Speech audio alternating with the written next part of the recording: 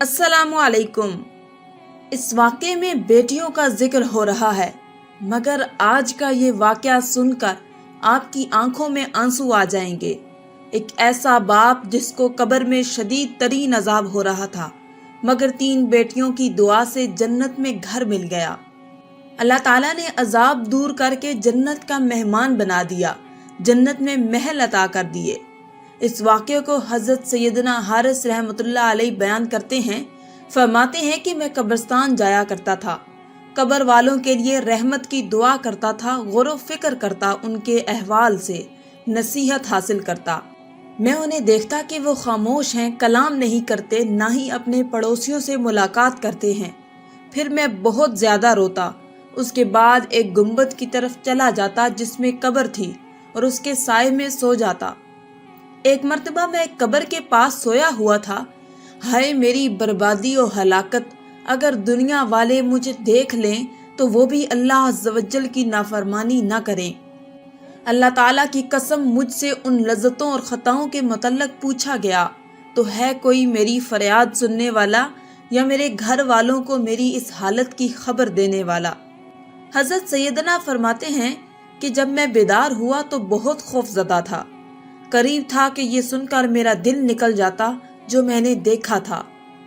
मैं घर गया और सारी रात उसके मुतल्लक गौर व फिक्र करता रहा, और जब सुबह हुई तो घर वालों को कहा, कल मैं जहाँ गया था मुझे दोबारा वहाँ जाने दो, तो शायद कोई कब्र की ज़ियारत करने के लिए आया हो और जो मैंने देखा उसको बताऊं। जब मैं वहाँ गया तो किसी को ना पाया। मैं सो गया। फिर मैंने देखा, कह रहा है, ए हलाकत! दुनिया में मेरे हालात बुरे और उम्र बहुत लंबी थी, तवील थी। मुझ पर मेरा अल्लाह सख्त नाराज है। मुझ पर अगर मेरे अल्लाह ने रहम ना किया, मुझ पर से ये अजाब ना हटाया तो मेरे लिए हलाकत और बर्बादी है। जब वो बेदार हुए तो ये इबरतनाक वाक़े से बहुत डरे हुए थे, लेकिन बहरहाल घर आ गया। रात गुजर गई। जब सुबह हुई, बेदार हुआ, फिर चला गया। कब्र के पास भी शायद कोई कब्र की ज़ियारत करने आया हो तो मैं उसे उस वाक़े के बारे में बताऊं, लेकिन मैंने किसी को कब्र की ज़ियारत करते हुए ना पाया। मुझे फिर नींद आ गई। इस बार मैंने साहिबे कब्र को देखा। उसके दोनों पाँवों को बांधा जा रहा है और वो कह रहा है कि दुनिया वाले मुझसे कितने बेखबर हो चुके हैं। मुझ पर अजाब बढ़ाया जा रहा है। असबाबे वसीला, बहाने सब खत्म हो गया है। मेरा अल्लाह मुझसे नाराज है। मुझ पर हर सिमत रहमत के दरवाजे बंद हैं। अगर मेरा रब मुझ पर रहम नहीं करेगा तो मेरा क्या होगा। हजरत सैयदना हारिस फरमाते हैं कि मैं खौफ की हालत में बेदार हुआ। लौटने का इरादा किया। लौटने के लिए कदम बढ़ा ही रहा था कि मैंने 3 लड़कियों को देखा। मैं उनको देखकर पीछे हट गया और कब्र की आड़ में छुप गया ताकि उनकी गुफ्तगू सुन सकूं। उनमें सबसे छोटी लड़की आगे बढ़ी और कहने लगी, अस्सलामु अलैकुम। आप पर सलामती हो अब्बा जान। आप अपनी आरामगाह में कैसे हैं और आपका अपने ठिकाने में ठहरना कैसा है। आप हमारे पास अपनी मोहब्बत छोड़कर चले गए और आपकी खबरगिरी करना हमसे बिल्कुल कट गया। आप पर हमें बहुत गम है और आपसे मिलने का हमें बहुत ज़्यादा शौक है। वो लड़की बहुत ज़्यादा रोई। उसके बाद दूसरी दोनों लड़कियां आगे बढ़ीं, सलाम करके कहने लगी, ये हमारे उस बाप की कब्र है जो हमसे बहुत मोहब्बत करने वाला था, बहुत शफकत करने वाला था। अल्लाह पाक आपको अपनी रहमत से बहुत खुश रखे, आपको अपने अजाब के शर से बचाए। ए अब्बा जान, हमें आपके बाद ऐसी तकलीफें और गम मिले हैं, अगर आप उन्हें देख लेते तो बहुत गमगीन हो जाते। अगर आप उनसे आगाह हो जाते तो आपको रंजीदा कर देते। मर्दों ने हमारी इज्जतों पर, हमारी किस्मतों पर हाथ डाले हैं। अल्लाह के फजलो करम से हम बच तो गए हैं, मगर बाप का साया हटने से हम महफूज नहीं हैं। हजरत सैयदना हारिस रहमतुल्लाह अलैह फरमाते हैं कि उनकी बातें सुनकर मुझे रोना आ गया। फिर मैं तेजी से उनके पास गया और सलाम करके कहा, ए लड़कियों, बेशक बाज़ औक़ात अमाल कबूल कर लिए जाते हैं और बाज़ औक़ात रद्द कर दिए जाते हैं। आप रहमतुल्लाह अलैह फरमाते हैं कि जब उन लड़कियों ने मेरी गुफ्तगू सुनी तो कहने लगी कि ए अल्लाह के नेक बंदे, आपने क्या देखा है। میں نے ان کو بتایا کہ میں 3 دن سے بار بار یہاں آ رہا ہوں اور لوہے کے ہتھوڑے اور زنجیروں کی آوازیں سنتا ہوں۔ لڑکیوں نے یہ سنا تو کہنے لگی، اس سے زیادہ بڑھ کر کوئی دکھ اور مصیبت ہو سکتی ہے کہ ہم اپنی حاجات کو پورا کرنے اور گھروں کو آباد کرنے میں مشغول ہیں، جبکہ ہمارے باپ کو عذاب دیا جا رہا ہے۔ اللہ کی قسم ہمیں چین نہیں آئے گا، نہ نیند اور نہ صبر، یہاں تک کہ ہم اللہ کی بارگاہ میں گریہ زاری کریں گے، شاید اللہ ہمارے باپ کو اس عذاب سے بچا لے۔ اور پھر وہ لڑکیاں اپنی چادروں میں گرتی پڑتی چلی گئیں۔ میں گھر آ گیا اور رات گزاری۔ پھر جب صبح ہوئی تو میں اس قبر کے پاس چلا گیا اور اسی شخص کی قبر کے پاس بیٹھ کر اس کے حال پر غور و فکر کرنے لگا کہ اچانک مجھ پر نیند کا غلبہ آیا اور میں سو گیا۔ اب میں نے صاحب قبر کو حسین و جمیل صورت میں دیکھا۔ اس کے پاؤں میں سونے کے جوتے ہیں اور اس کے پاس غلام ہیں۔ آپ رحمۃ اللہ علیہ فرماتے ہیں کہ میں نے اس کو سلام کیا اور کہا، اللہ آپ پر رحم کرے، آپ کون ہیں؟ تو کہنے لگے، میں وہی شخص ہوں جس کے معاملے کو دیکھ کر آپ غمگین ہو گئے تھے۔ اللہ تعالیٰ آپ کو جزائے خیر عطا کرے۔ آپ اللہ کے نیک بندے ہیں، اس لیے آپ کے سامنے میرا حال پیش کیا گیا۔ آپ علیہ السلام نے پوچھا کہ آپ کا یہ حال کیسے ہوا؟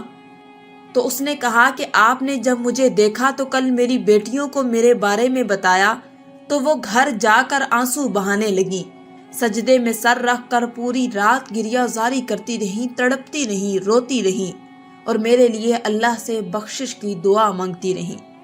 تو پھر ان کی دعاؤں سے اللہ تعالیٰ نے میری بخشش فرما کر مجھے دلوں کے چین اور سرور کونین صلی اللہ علیہ وآلہ وسلم کا پڑوس عطا فرمایا۔ اب جب آپ میری بیٹیوں سے ملیں تو انہیں میرے اس حال کے بارے میں ضرور بتائیے گا تاکہ اب وہ رنجیدہ نہ ہوں۔ ان کو بتائیے گا کہ میں باغات اور محلات میں ہوں اور بہت سرور میں ہوں اور بہت خوش ہوں، اور انہیں بتا دیجیے گا کہ میرے اللہ نے میری بیٹیوں کی دعاؤں کے صدقے مجھے معاف فرما دیا ہے اور خاص طور پر مجھے سرور کونین صلی اللہ علیہ وآلہ وسلم کا پڑوس عطا فرمایا ہے۔ جب بیدار ہوا تو اس منظر سے بہت خوش ہوا۔ میں گھر آیا، رات گزاری، پھر صبح ہوئی تو میں قبرستان چلا گیا۔ وہاں پہنچا تو کیا دیکھتا ہوں کہ وہ لڑکیاں ننگے پاؤں موجود ہیں اور ان کے اوپر غم کے آثار نمایاں ہیں۔ میں نے ان کو سلام کیا اور فرمایا، مبارک ہو، میں نے تمہارے باپ کو بہت بڑی بھلائی اور وسیع محل میں دیکھا ہے، اور تمہارے باپ نے مجھے بتایا ہے کہ اللہ تعالیٰ نے تم لوگوں کی دعا قبول کر لی اور تمہاری کوششوں کو رد نہیں کیا۔ اللہ تعالیٰ نے تم لوگوں کی خاطر تمہارے باپ کو بخش دیا ہے، لہٰذا تم اس کے حقدار ہو کہ ان کا شکریہ ادا کرو۔ یہ سنتے ہی اس کی سب سے چھوٹی بیٹی نے دعا کرنا شروع کر دی، اے اللہ تعالیٰ، اے دلوں کو خوش کرنے والے، عیبوں کو چھپانے والے، ہمارے غموں کو دور کرنے والے، گناہوں کو بخشنے والے، عیبوں کو جاننے والے، تو میری حاجت کو اس طرح جانتا ہے جس طرح تنہائی میں میرے گناہوں کی معافی مانگنے کو جانتا ہے۔ تو میرے ارادے، میرے دل اور میری نیت کو خوب جانتا ہے۔ تو ہی میرا مالک، تو ہی میرا مولا ہے، میری پکڑ فرمانے والی ذات بھی تو ہی ہے، میری مصیبتوں کا حاجت روا بھی تو ہے، میری تنہائی کا غم خوار، میری لغزشوں کو مٹانے والا، میری دعاؤں کو قبول کرنے والا بھی تو ہے۔ اگر میں اطاعت اور فرما برداری میں کوئی کوتاہی کروں اور تیرے منع کردہ کاموں کا اجتناب کر بیٹھوں تو اپنا فضل و کرم کرتے ہوئے مجھے محفوظ رکھنا اور میری پردہ پوشی فرما۔ اے سب سے بڑے کریم، مانگنے والوں کی آخری امید اور روز جزا کے مالک، تو اچھی طرح جانتا ہے جو میں اپنے دل میں چھپائے بیٹھی ہوں۔ تو نے اپنے فضل و کرم سے میری حاجت کو قبول فرمایا اور میرے ماں باپ کے حق میں میری شفاعت کو قبول فرما لیا، تو میری روح بھی قبض فرما لے کہ تو ہر چاہے پر قادر ہے۔ پھر اس نے ایک زوردار چیخ ماری اور خالق حقیقی سے جا ملی۔ پھر دوسری آگے بڑھی، اس نے بھی بلند آواز سے پکارا، اے اللہ تعالیٰ، گردنوں کو آگ کے عذاب سے دور کرنے والے، میری مصیبت بھی دور کر دے۔ تو نے میری دعا کو قبول فرما لیا ہے اور میری حاجت پوری کر دی ہے اور میرے دل کو اپنے ذکر سے آباد کر دیا ہے، مجھے بھی میری بہن سے ملا دے۔ اس نے بھی ایک زوردار چیخ ماری اور اپنی جان خالق حقیقی کو سپرد کر دی۔ پھر تیسری لڑکی آگے بڑھی، اس نے بھی بلند آواز سے یہی کلمات کہے کہ اے اللہ، اگر تو نے میری حاجت پوری کر دی ہے، میری دعا قبول کر لی ہے، تو مجھے بھی میری بہنوں سے ملا دے۔ پھر اس نے بھی زوردار چیخ ماری اور اس کی روح پرواز کر گئی۔ حضرت سیدنا حارث رحمۃ اللہ علیہ فرماتے ہیں، مجھے ان کے احوال سے ان کی موت کے ایک دوسرے کے قریب ہونے پر بڑا تعجب ہوا۔ سبحان اللہ، باپ کی بخشش فرما دی اور پھر دنیا میں ظلم و ستم سہنے والی بیٹیاں بھی اس دنیا سے چلی گئیں۔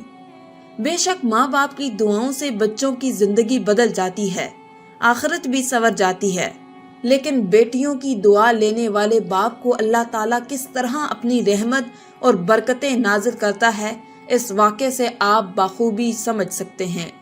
آخر میں اللہ تعالیٰ سے دعا ہے کہ اللہ تعالیٰ ہمیں نیک اعمال کرنے اور